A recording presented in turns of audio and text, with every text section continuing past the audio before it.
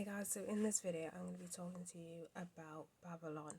Now, I could go into so much detail about Babylon, but this video will be like an hour long. But instead we're just going to talk about like the downfall of Babylon, what kind of happens. Again, it's going to be summarized and stuff. I do recommend because it tends to go down south from King Solomon. So I recommend you basically read that in the Old Testament. Another good reference is the prophets as well, especially Jeremiah. I feel Jeremiah is the one that goes into much detail on Babylon, but all of the prophets do. So they talk about Babylon, they talk about why it's going to happen, what's causing it. But basically the city of Babylon is full of wickedness and evil, like literally beyond belief. It's like it's get to the point where there's no way of saving it, basically. And I'm going to read a snippet from Jeremiah. This is in chapter 25, and this is verses 11 to 13. And this is basically a prophecy of Babylon taking over Judea. But anyway, it says, "And this whole land shall be desolation and an astonishment, and these nations shall serve the king of Babylon 70 years.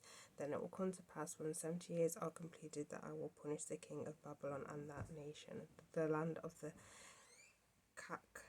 Chaldeans."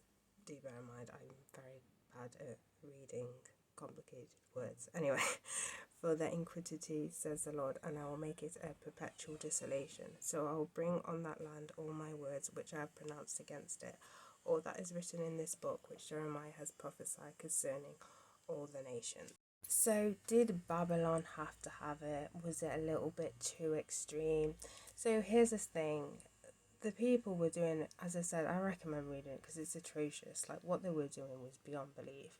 The prophets were literally prophesizing what would happen if they'd carry on, and they ignored it. And poor Jeremiah, they threw him in prison. Like, they just refused to hear. Like, it was beyond belief. But here's the thing.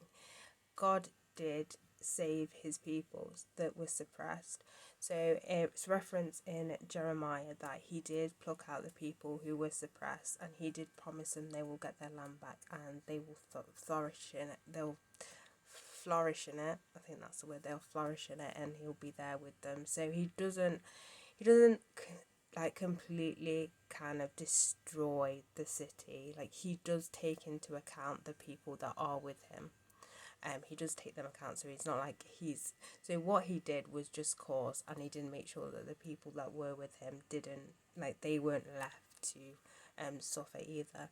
But as I said, to get a real depth into the city of Babylon, I do recommend that you read the atrocious things that they did.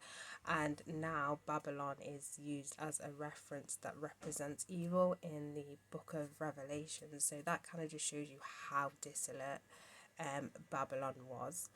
So in the end, it just had to have happened. It kind of reminds me of the Noah story in a way, where it got to the point where God had to do something extreme because they weren't listening. So in that context, he flooded the world. Obviously, he promised he'd never do that again, so he couldn't do that again. So instead, he kind of just sent pretty much what they asked for. To be fair, they were doing evil. They basically deserved it at this point. If you read it, you're like, yeah, they deserved it. But as I said, he made sure he separated the people that deserved it completely, and then the people that actually still worshipped him, which again, it's not as harsh if you think about it in that way, because as I said, they pretty much deserved it.